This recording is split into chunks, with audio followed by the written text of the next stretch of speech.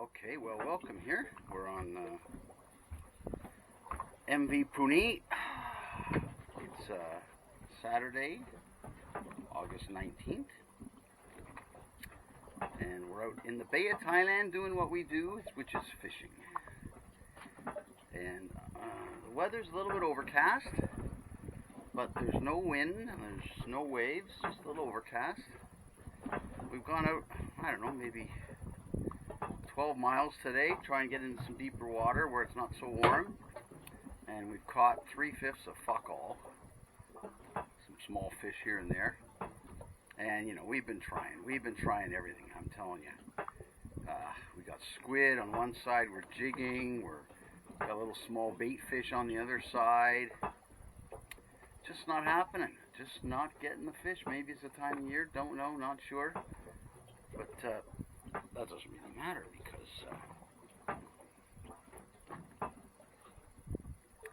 we're out here, and that's all that's important. In fact, that's all that's important. Well, there's actually one more thing that's important, which is me having a beer, which I don't have. I cannot believe that. It was shocking. I don't know how that happened, actually. Obviously, my teammate's not doing his job. So yeah, let me just crack this little puppy open here. This is San Miguel Zero.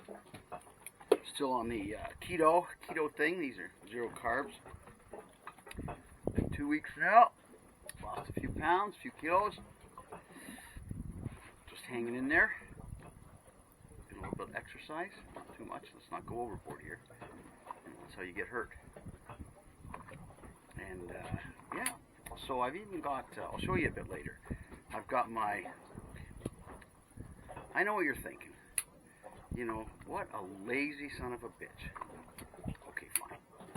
I admit it. Anyway, I've got my computerized fishing rod here, which is plugged into my house bang, 12 volts, and it's computerized so that it will actually,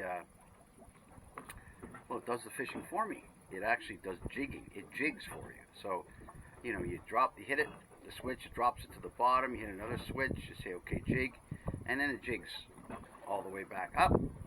Beeps when it comes up, you hit the button, drops her again, jigs again, which frees up your hands to do, I consider, far more important things, i.e.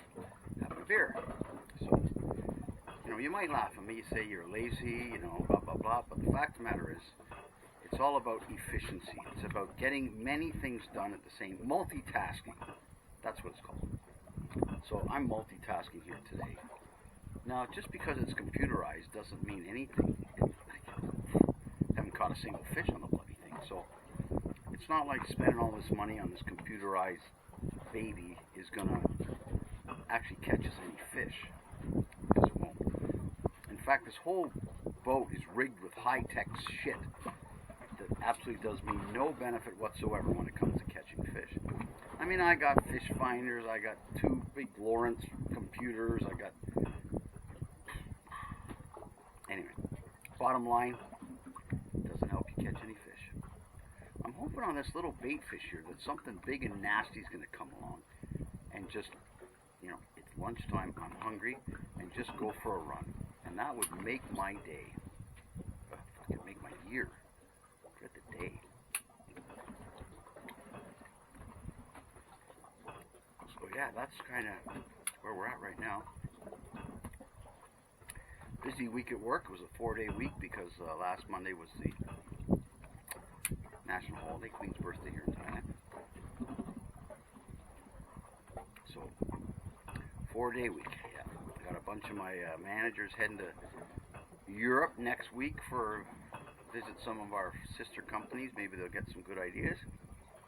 If nothing more than just meeting and greeting the people they talk to and email every day, I think it's making those relationships is what's important.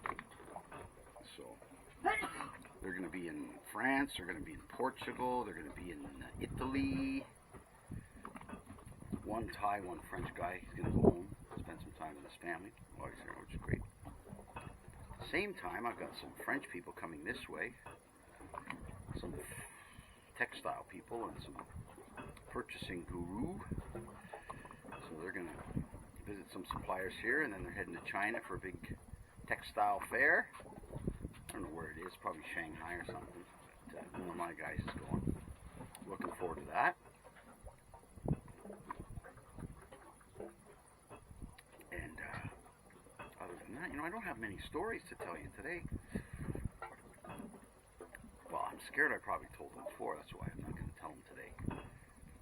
And last Sunday I went out with one of my managers who I've known for going on 20 years actually. She's worked for me. She worked for me at my first place. Then when I went to the second one, I brought her there. And now I'm at my third and brought her there. And she came out with her boyfriend or husband, or I'm not sure.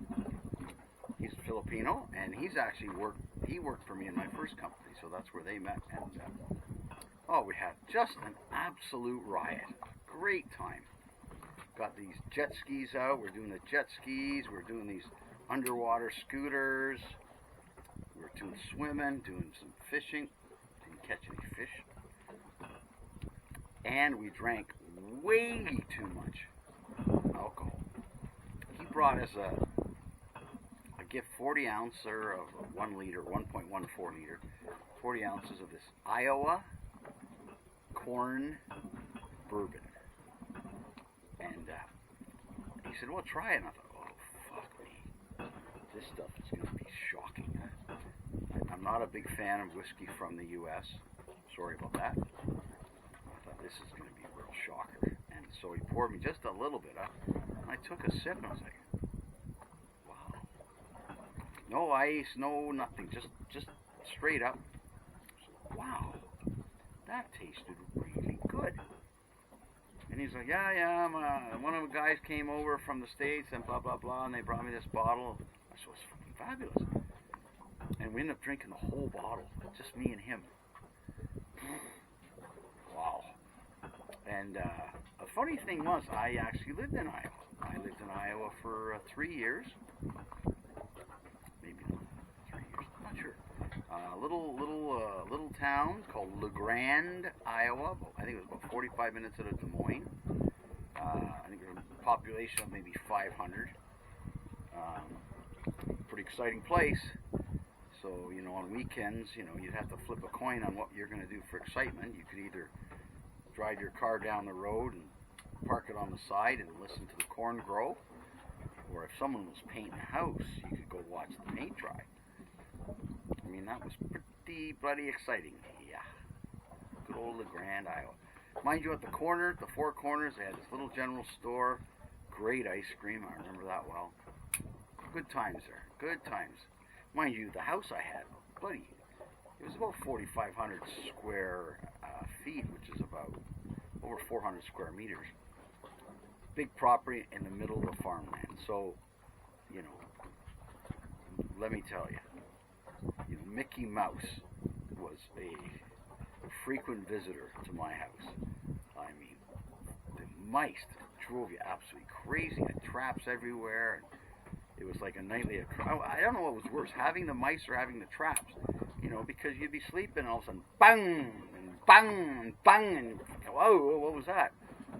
I mean, I'm not sure if I just have been better off saying no traps. Hey, I'm never going to catch them all. So, I mean, what's the point?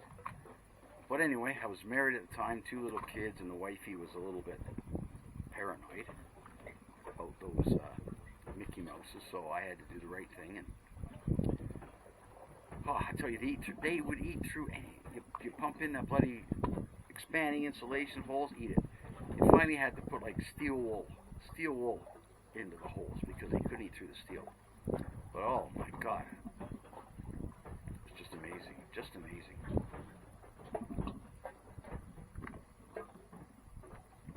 Good times. Well, actually, they weren't good times, to be honest with you. See, I was a Canadian, and the company I worked for shall remain nameless. But anyway, we had a factory in Canada, and we had two, 3 big factories in Iowa near LeGrand. And we were going through a major rationalization, a cost reduction with our parent company.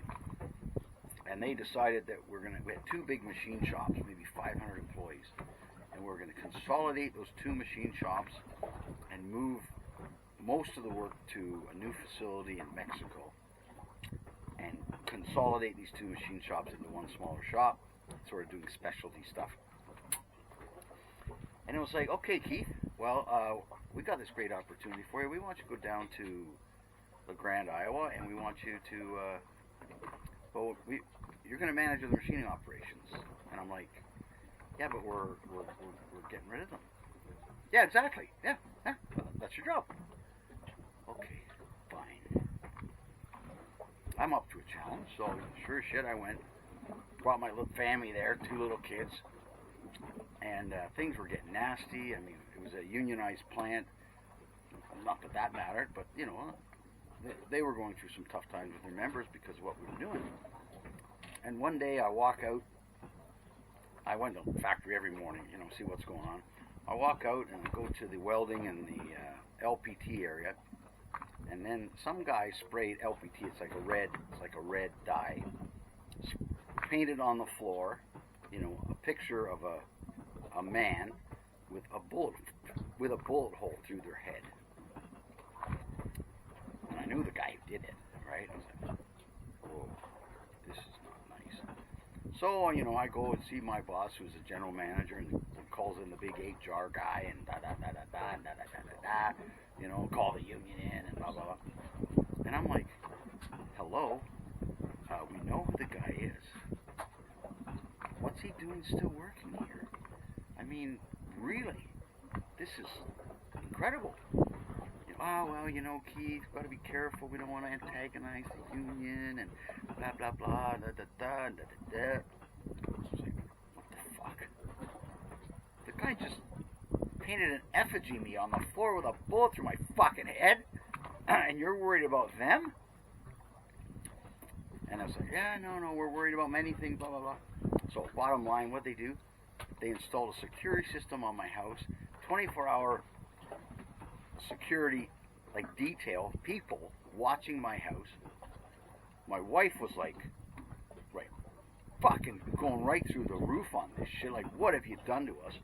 You know, you put our lives in risk for your job and blah, blah, blah. She had to quit her job for us to move. It was an absolute fucking disaster.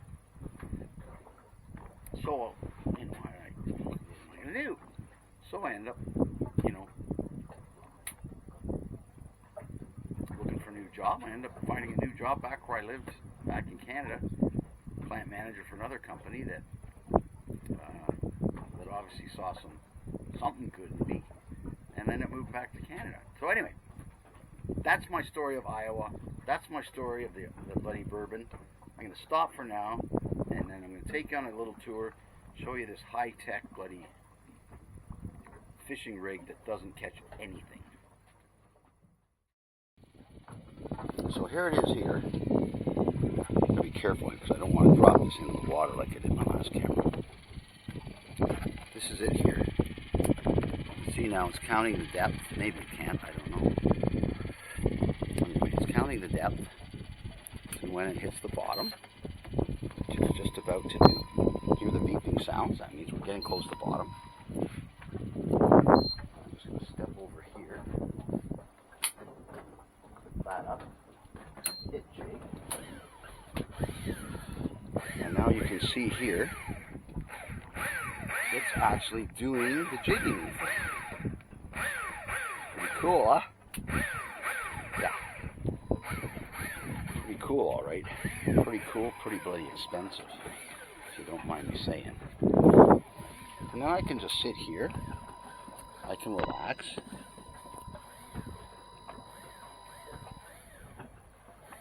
Move the camera. Oops.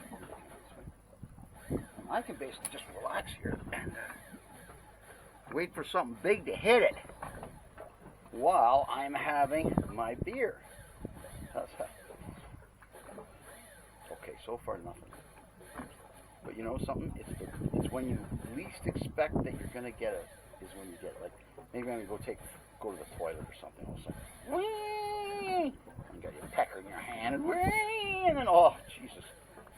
I mean, that's what can happen. It's never happened to me personally. But you got to think of, oh, what could possibly happen, right? You know. So, do I not go to the toilet? Do I stand back next to the reel and like take a pee over the side of the boat? You know, what do I do? Are there other boats nearby? Do I have to pee out the other side? It's a bit closer than the bathroom. Very complicated. Anyway, just telling you. Break time.